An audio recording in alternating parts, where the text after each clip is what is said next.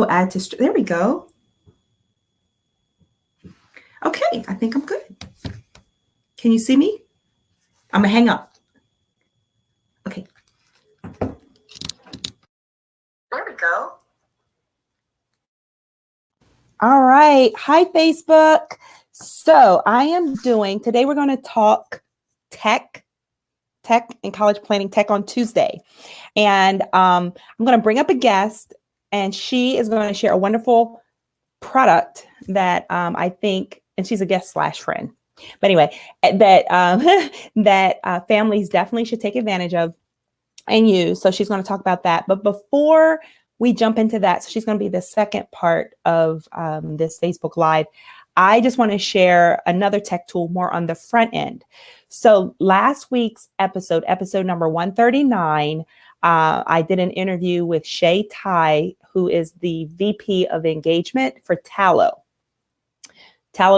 And so what Tallo is, it's a digital platform for students to create a digital resume to connect students with opportunities. And so those opportunities are internships, those opportunities are colleges, those opportunities are scholarships. So many wonderful things. And so I wanted to come on Facebook Live because what I'm realizing is my podcast audience, they're like separate, I'm finding, from Facebook folks. And I just wanted to make sure that those of you who are on Facebook actually are aware of this great resource, as well as other things that I talk about in the podcast. So I think I can post a comment here myself, right? I'm like so new to stream. It's ridiculous. So www.thescholarshipshark.com/139. And, oh no, that's my comment. I just put my own comment up there. Or maybe it shows up. I don't know. I have to watch the end of this and let's just figure it out, right? I'm a figure it out. An error occurred. Wait a moment. Try again. Okay. I don't think I did that right. But there's a way for me to do, a banner. Okay. Okay. All right. So yeah, that didn't work. Okay. So we're not going to do that. All right. So listen, I'm talking about tech and I can't get my tech together here. So anyway, Tallo.com. Oh, here we go. I just figured it out. You know, I'm the kind of person, I jump out of the airplane and I build my parachute on the way down. I just love figuring it out as I go along. There we go. And yeah, I think that's the engineer in me. So did it. So anyway, check out this episode 139 on the Scholarship Shark podcast, where you hear all about Tallo, their vision, how your students can use it. So the reason why I wanted to focus on tech this week, because this is Teen Tech Week. It started Sunday. It's all week long, Teen Tech Week, for teens to focus on tech and to use tech responsibly. I think a lot of times our young folks are like this, and not really taking advantage of technology, especially when it comes to the college admissions process. And so that's what I wanted to talk about today. So I wanted to kick this live off, encouraging you to check out last week's podcast episode from Tallo. And here's the other cool thing. Even before, so students should start early, start in the 9th grade or, whenever you hear about it, because it's going to be a great place to store, in addition to connecting with opportunities, to create your digital profile, your digital resume. Because what happens, students have experiences in the 9th grade and the 10th grade, the summer between 10th and 11th, and then they show up their senior year and all that stuff has to get on the application. And if you're not very organized along the way, you'll forget some of those things that you've done, some of those meaningful, impactful experiences. So it's really important for students to organize it and to have it easily accessible so that you can retrieve it when you need it. And you're going to need it with your college applications, and you're going to need it with scholarship applications. Not all scholarship applications, but some. So it's easier to have it organized early on. Let me just quickly go over some of the things that your students will fill out in their profile. The activities, I probably should totally share my screen, but I don't want to mess with tech because I'm going to bring Deb on in a sec, okay? So they'll do their activities, their extracurriculars, work experience, test scores, accomplishments, and all your courses. Okay, so again, there's a lot to add to Tallow. You add your profile picture, how to join. And so what I really like about the interview, you'll hear it because I asked him, how is this different from, it's not a social platform, but how is this different from other connecting platforms like LinkedIn? My clients get on LinkedIn. That's one of the things when we're working together, they're on LinkedIn because I'm helping them transition to become more professional and think networking. And so I wanted to know, how does this differ from that? And what can students expect? And so he shares that. So definitely check out last Friday's episode. All right.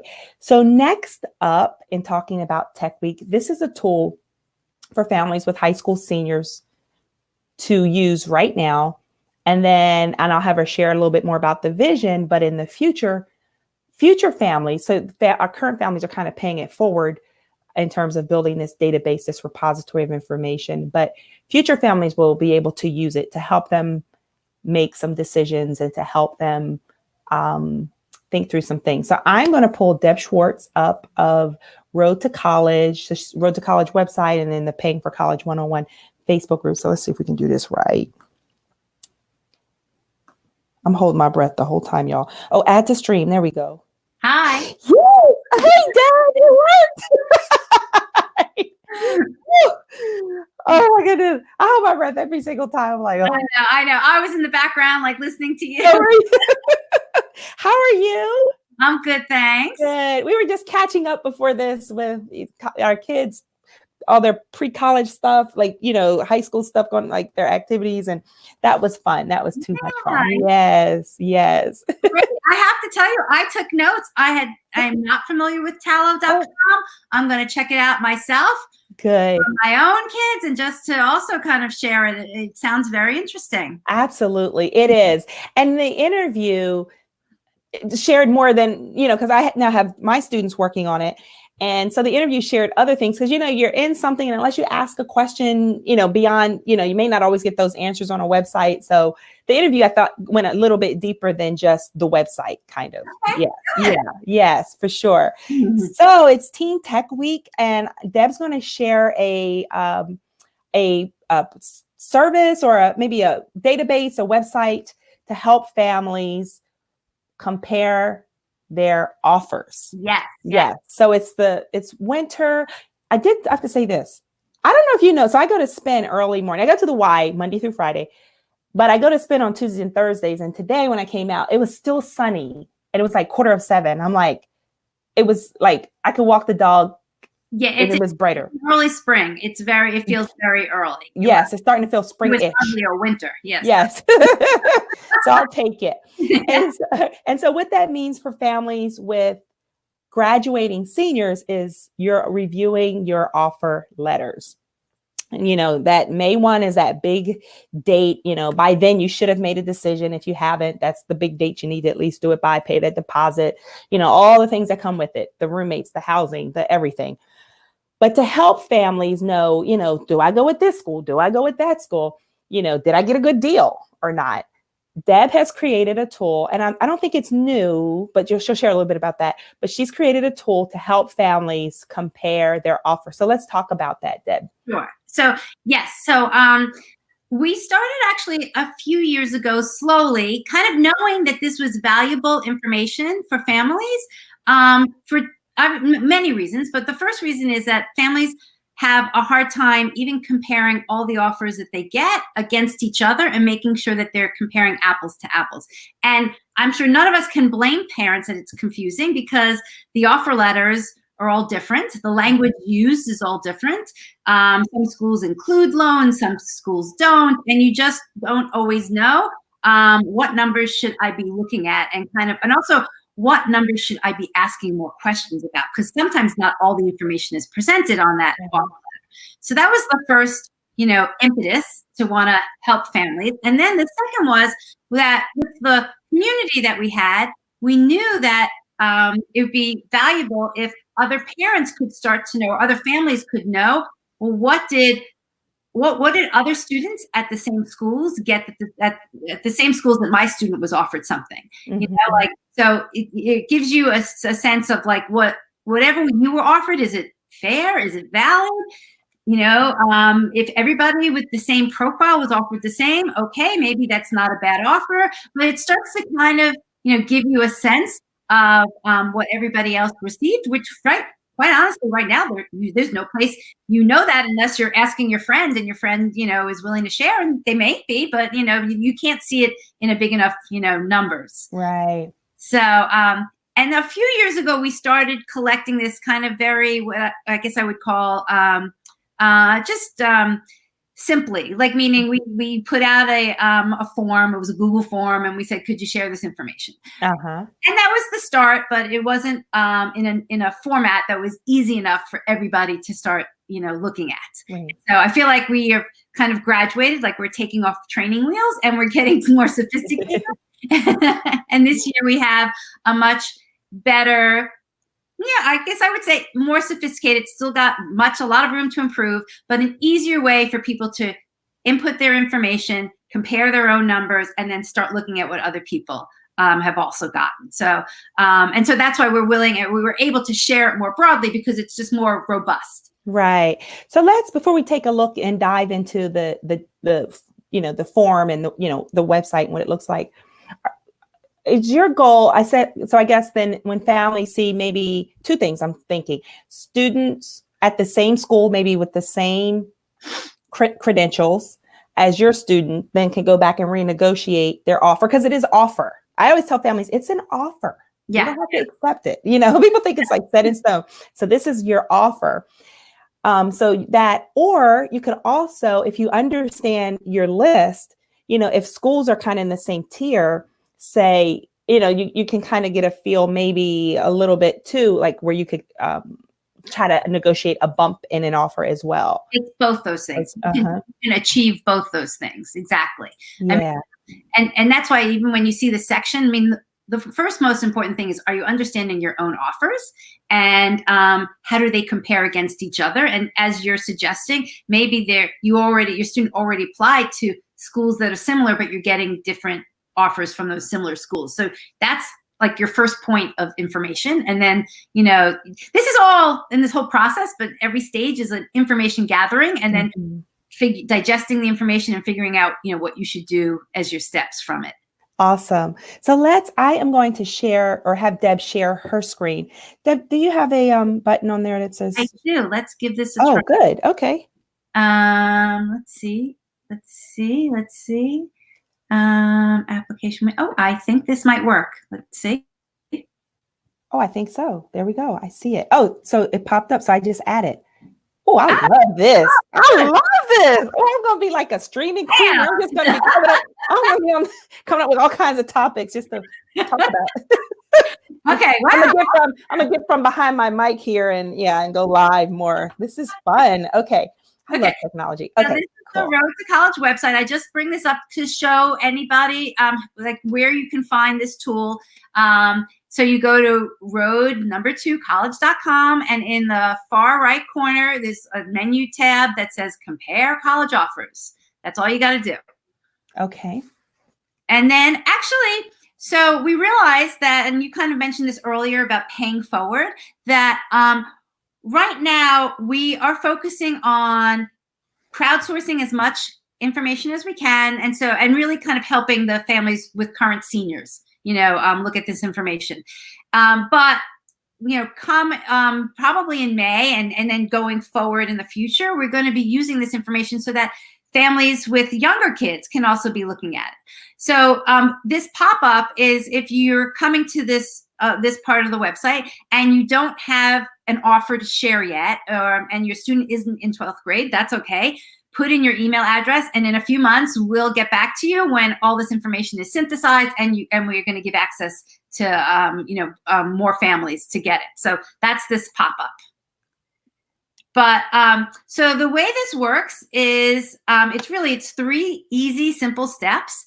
The first is we just need a little bit of information about your students. But let me also make it clear, whatever information is shared anonymously. So the only reason we're asking for email address is so that you, the user, can come back at a later point and keep looking at the schools to see if more people have added their offers. Okay.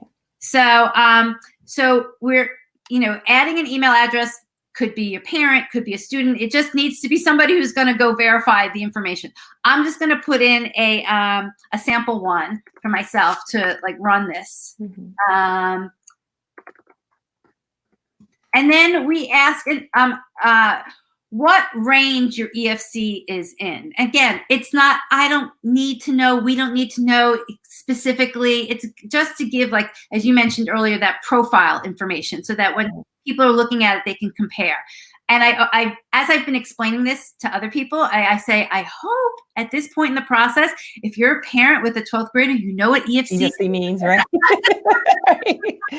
There have been a few comments of people in the Facebook group that are still confused, but I'm really crossing my fingers that the majority of the people they're at this point. So, okay, I'm just going to pick one for the purpose of this sample. So just pick a range.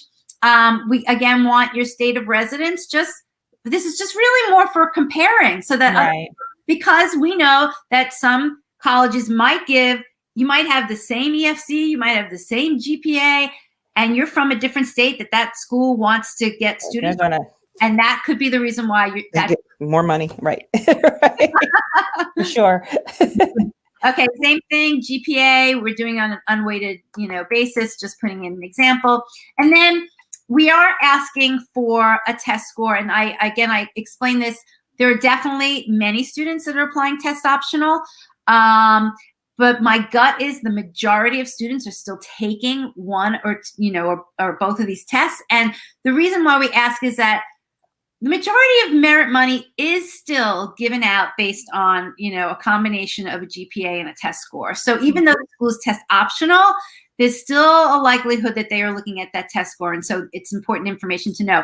One of the things we're hoping to maybe eventually start to crowdsource from this information more is to learn if there are schools that truly didn't give out money based on, like GPAs. But that's kind of like in a year or so. But there are opportunities for us to learn more about how schools are giving out the money. So, okay. So again, I'm just using this for a sample. I'm going to say 30. This is all kind of just the profile information. And then we're going to get to filling in the specific financial, the offer information. So if you use this, you just get a message that basically says, we're sending you an email with a password, and so that you can come back and log in to see these offers, and then kind of come back on a weekly basis if you wanted to continually see if more offers have been added. And I just want to double check because I didn't hear I know why. Okay. Okay. And so then you basically, you open up, add a financial aid form. I guess what I should have started, which I didn't, is hopefully if you're going to do this, you gather all of your financial aid first. Please sit down. So you have it with you. And then, we kind of even designed it in the form of like, you get those forms. This is the way the forms, kind of flow. So you type in, and I'm just kind of picking colleges now for the purpose of this sample. Just type in your school. I'm just going to pick Drexel because actually Pam's in Delaware. I'm in Philadelphia, so it's close by. We want to know what admissions cycle that you applied and got this offer from. With Drexel, let's say they haven't, we're just going to say early action because they haven't even probably given out their regular offers yet. And then we need to know what the school cost of attendance is. Most times it is on the, offer letter. So, and we want the full cost of attendance, what the school is telling you it's going to cost, tuition, room and board, estimate for books, travel, that type of stuff. So the official cost of attendance. I should have looked up, and I apologize, but I'm just going to kind of estimate Drexel. What do you think, Pam? 68,000? Oh, yeah, I was going to say 72. 68 is good. Yeah. It's a lot. Yeah, it's a lot. I think it's high 60s. Yeah. So then we broke down people filling out this information because we want them to think this way. Is when you look at the offers, what is the money? Hopefully, if you've been given money, which money is money you do not have to pay back, and which money is money you're going to eventually have to pay back, and then which money is money you're going to have to earn, right? And think of it in those three categories, and that's the way we broke it out here. So money you don't have to pay back could be coming from the college itself, right? And if it's coming from the college, it could be either based on need or based on merit. So the first section here, if it was based on need, you would fill it in. I'm just going to guess because of the EFC range that I put in that this family would not get any need-based financial aid, but they probably could have gotten a merit scholarship. Let's say they got one that was, $14,000. And then the other little check mark here we have is we ask people, is the money renewable? And that's also kind of like a nudge or to get them to think, to research, because a lot of times the merit scholarship money, most times it is renewable, but they don't know what the requirements are to have it renewed. Yeah. So we're hoping these little triggers get people to research more and find out, okay, what is that GPA requirement? Because that could be, you lose your scholarship. Yeah, absolutely. Exactly. So this could be a great merit scholarship, but I'm making it up. They could be requiring a 3.5, and maybe that's going to be very hard for your students. So you need to know that ahead of time, because your student may not be able to qualify for the merit scholarship for all 4 years, depending on how they. So so hopefully you find that out. This family is not going to get any grants and scholarships, grants and Pell Grants. And then if people know, some people may have received private scholarships. We're asking them to let us know. And I'll just put in, let's say this family got $5,000. And then we're also asking them, they may not know, if the school is going to stack the private scholarships. You know how important that is to know, but most families don't. And so, we know they may not know, but this is kind of a little clue. If you don't know, like, hey, maybe I should know, and then we call the school and find out what that means. And we're hoping going further that there is no source out there that I've been able to get my hands on that even tells what the different schools' scholarship stacking policies are. Right. You have to go to individual websites or call if you don't see it. We're hoping over time, basically people telling us, we'll be able to crowdsource that, at least to use that as a first level of information. Right. So, but most likely Drexel's not stacking that scholarship. So we'll put no. And then the next section are the loans. And the only loans we ask about are the student loans. I kind of say that it's really, we're actually not going to use it in the calculation, but we just want people to be thinking about this money. We're not asking about Parent Plus loans, although they're probably listed on a lot of financial aid forms. But that's like a separate decision about how you want to finance. But most students every student's going to be offered the federal loans. And we want them to, be able to separate and recognize what's the subsidized versus the unsubsidized loans. And what I've been finding very, very interesting looking at a lot of the data on the back end is that people confuse this. They don't understand what money is subsidized or unsubsidized, or they put in different numbers that just aren't even valid. So obviously, it's kind of like another clue that they need to have a better understanding of what this means. Okay, but for this purpose, I'm just going to make it up. Let's say this family got $500 in subsidized loans, and then the rest was in unsubsidized loans. And then we ask about work study. I'm going to say that this student didn't get any work study. And then we come up with what the net cost is to your family. And I just wanted to tell people the calculation behind it, because it's actually pretty simple, but this is where the letters and the way they're laid out can be confusing. The net cost to a family that they should be looking at is what the cost of attendance is minus whatever free money they got. That's it, period. That's your net cost. If you choose to use federal student loans to pay what's your cost, that's fine. That's a decision. If you choose to use a Parent Plus loan, if you could choose a lot of different sources, but the net cost is just the cost of attendance minus the free money. That's what you should be comparing. Right. Absolutely. and not even, and we don't include work study even in Absolutely. that. Because it's nice it's not given. It's Yeah. not guaranteed. Exactly. Yeah. So, okay. So you hit submit, and that information then just gets added on this table. And then if I had a second offer, I would, do the same thing. And, people are probably ending up with 5 or 6 offers. You add in all the information, and then you just can look down this column that says the net cost to you. And it's a very, very quick and easy scan to see how do all of these schools now stack up against each other. Nice.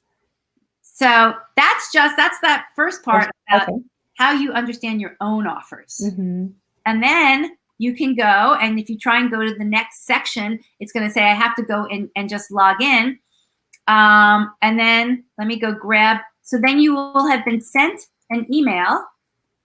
I don't know if you may not be seeing my screen anymore. Oh, I can see your screen still. Okay. Yep. So now I'm just gonna log in with the email with the password that was sent to. Oops.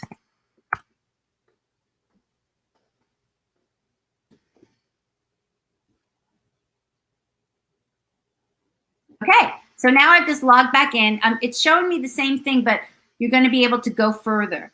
So this section was the school offers, right? This is where I entered in my offer. Now if I hit next, it's going to show me all the other offers from students that have already submitted at Drexel. So I picked Drexel because I knew it was a popular school. We had a lot of offers for it. But you can see this is all the offers for this current year. And then we added in offers that we got from previous years. Okay. Just to compare. Nice. And so now this is where you can see anonymously. We're not sharing anybody's emails, but we are just sharing the EFC range that you told us, the state that you're from, the GPA, the test score, what admissions type you were offered. This all makes sense that, these are from early action, cost of it. So now you can just kind of compare, some of these people got really good grants. Like the first one here, they had offered $38,400. That's very generous. Very generous. Yeah. So, you can now compare let me look at the profile. Am I similar to that profile? If I'm not, what's off? And then does it make sense that I would have gotten the same or different than that student? It is not, it's not the final, decision, but it is like one more, I think, really valuable piece of information to throw into the pot and figure out, whether or not you should be appealing and how much more money, is it viable that they should be or could be offering your students. Yeah, this is good. So let me ask you this. So it will just show the schools where you submit. Yes. Okay. Yes. So, right. So I here, because I didn't submit a second offer at different school, it's not showing. But if I had put in Temple, then it would have listed Drexel and Temple, and you could have selected Temple, and it would have showed you the information for Temple. Okay. And for families who are maybe in the 11th grade, of course, they don't have data. They're getting on the email list. What do they get, and when do they get it? Yeah, we're still actually figuring that out, meaning I think we're going to give them a summary of some of this information, but we're also going to add it to, and I know you're a little familiar with it, but maybe I can come back at a different time and talk about it. We currently have what we call a college data spreadsheet, which is a lot of data from different sources. We're actually just a few weeks away from launching a website that has all of that data and makes it easier to search. This information is going to be added to that searching capability. So that way future, or students families like me with an 11th grader or a 10th grader can go and kind of see, I might be doing my general college search for my student, and then I can, look at, in addition to all of the government data or the college data set data, let me see, these are actual offers that families were given in the past few years. Nice. Okay. So out of curiosity, have you compared, or maybe has anyone done any comparison between because families are self-reporting. So what families are self-reporting compared to what schools are self-reporting on the common data set, in the the college navigator. Are they coming up about the same? Are you finding, out of curiosity? That is a fabulous question. We haven't done that level of comparison yet, but it's on our list because, on some level, you're absolutely right. This is self-reported. It's kind of like the first foray into getting parents to share their information. So I think we're going to, again, every iteration, we're going to get more sophisticated about kind of validating the information. But in the same way, all the information, even the government information and the common sense information is they're self-reporting, right? Self-reporting from the school. The colleges. Absolutely. Absolutely right. And there was an article that came out, I actually posted it, that some of them are actually not truthful in their admissions data. So they're inflating their numbers to make them look a little bit, they're yield worthy. Yeah. So, yes. Yeah. And I guess I was thinking that we would wait a little bit longer before doing that, because I feel like the bulk of offers are going to come like in this month of March, and then once we have most schools are reporting all their offers by beginning of April, we would do that analysis. And then again, it would be directional. We can't say, because our information is self-reported, but we can say, hey, this is really far off, or why is this, we can kind of start to point things out. Right. But I can honestly see, so going back to that example where I shared, how some schools were busted, caught not reporting accurate data to, improve their yield. It doesn't serve a family to not report, because you're the consumer. Right. So, okay, I'm receiving data. I'm going to report good data because I want to get good data so I can make a good decision on the back end. So I definitely would trust the integrity of the database. Even though it's self-reported, I honestly wouldn't feel uncomfortable. I kind of agree completely. I think the only kind of issues is I notice that people get a little confused. So okay. I don't think that they are purposely, reporting, but one person put in a cost of attendance of $7 million. Because it probably felt that way. Exactly. I reached out to them and I said, I think that this is a mistake. And I know you might feel this way. And it was 70,000. Okay. This is great. Wow. So what I want to do, I'm going to I'll stop sharing. Okay. And I want to share this as I just kind of do a wrap up thing. Oh, thank you. You're welcome. I'm so excited. 30 minutes. Look how much you've advanced. Right. I know. Right. I'm dangerous over here, I tell you. So I just wanted to share a few things as we kind of wrap up, just for families who may not know, because we threw some letters out, some alphabet soup here. So the EFC, your expected family contribution, that you put on there, that's what families for juniors, hopefully, like you said, by senior year, you should know, but that's the number that the federal government says that your family is expected to pay, whether they can pay it or not. Right. So that number kind of drives a lot, and it's fixed and it doesn't change. Your cost of attendance, will change because some schools cost more than other schools. And, so your cost, families, that's all cost, direct cost, indirect cost, the cost to the school. Now, when you looked at cost, so you wanted like tuition, room and board fees, like whatever that. Yes. Number. But you know what? And that's an improvement we're going to make going forward is we are going to, in a future release, like give people a little bit of flexibility to maybe add books or things like that. Some of those other indirect costs. Family might have some slightly different indirect costs. Right. Okay, cool. But you get a good sense of come on, 68,000. It's not going to drop down to 48 if books aren't going to cost but so much. So even if families are thinking slightly different in terms of what they're putting in. So that was that. Then when you talked about renewable. And for a family who may not know, that means you get the money over and over and over again for those 4 years, as long as you maintain eligibility, which is critical, because what a student gets to keep it may be different than what you get, what you have to do to maintain it or get it to keep it. What you do to get the money, you got to make sure you do to keep the money. That's what I'm trying to say. Right. So, and it's typically like your grade point average, making sure you maintain that. Typically credit hours, not drop below a certain credit hour, maintaining full-time status. And depending on the scholarship, sometimes it's volunteering. You have to do so many hours. Sometimes you have to do like networking or different, pieces, maybe a project. So it's just knowing what that is. I've seen some offer letters actually state on there, requirements. Yeah, I was one. Yeah, what actually stated, not all. So I wish like this could be another fun project that we could almost like standardize.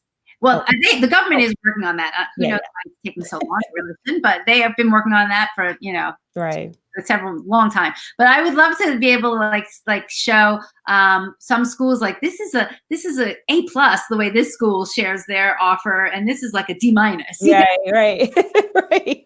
And it's all what families need to realize, it's all over the place. You'll have your offers, you lay them out, and you can't scan your eye and say, okay, this is always going to be, it's like, whoa, where is it? Right. They're all different. And the names could be different. Like, exactly. Some schools are actually really nice and they categorize it. And they actually say, like this is loans or this is merit money. That's beautiful. Right. Others like kind of just lump it together. Financial aid all together. Right. And you're breaking it apart. Right. Exactly. And they come up with names. Not that they're bad, but the names aren't descriptive, right. of what that line item is. Right. Right. And then you mentioned work study, and you said it when you mentioned it that you did not include it because, again, with work study, a lot of times families think, okay, well, work studies, or students, I typically find work studies on here, I get work study. Yeah, you get it if you apply for the job and you work. So you have to work. And you can actually even find a job. Sometimes they run out. Exactly. So that's not a guarantee. So that's your max on work study. And then net. Oh, I scribbled so fast as you were talking. I think I wrote net price. Yes, net price. That's what I wrote. And so that I like how you did that. I love, love, love that you did not include loans in the equation. Love it. Yeah. Right. Yeah. Because to me, it's, you need to understand it, but that's not going to reduce. It reduces your cost, but in a different way that you need to understand, separate. Which over time will inflate your cost, if you're not, paying it off, which most folks aren't. So yeah. Great. This was good, Deb. Thank you. Pam, glad we got to test out the Facebook Live. Yes. This was fun. So again, it's Teen Tech Week. Two things. I'll pop the other one up. So definitely check out Tallo. I'll show that. So you want to check out Tallo, which is a digital platform for students to build their resume, not only to house the information as it happens, your courses and activities and extracurriculars and all that good stuff, but then also to look for scholarships, to look for internships, conferences, opportunities. So it's connecting students with opportunities. And then also we had Deb of Road to College, and she shared their newest tool, Compare College Offer. So you'll want to make sure you definitely check that out. If you have a student who's a senior, so they're in the class of 2020, go ahead and put your data in and get that data out. And then if you have an upcoming junior, sophomore, freshman, rising senior, go ahead and subscribe so that you can go ahead and get the data summarized, or however the data comes out, but that you have that. Data is everything. I think people don't realize how important data is. I see families make decisions dataless. Like it's like blindfold, throw darts, and they're not making smart decisions because they aren't equipped with data. Right. It's a great point. I've always been a data person. I love to research, and data can really give you good insights. It doesn't always give you the answer, but it gives you like a great foundation to make a better decision. Absolutely. Yeah. And what I like about this, if you see everyone kind of with what you have, they're kind of coming in one area and you're like, wait a minute, what's going on here? You can then go back to your financial aid officer and ask and inquire, because it doesn't hurt to ask. What are they going to say? No. The worst case is no. Right. Best case, you can get some more money. So right. Yeah. Great. Well, thanks, Deb. This was fun. Yes. And I have to do this again. I think I'll do it next week. All right. Have a good one. Okay. Bye.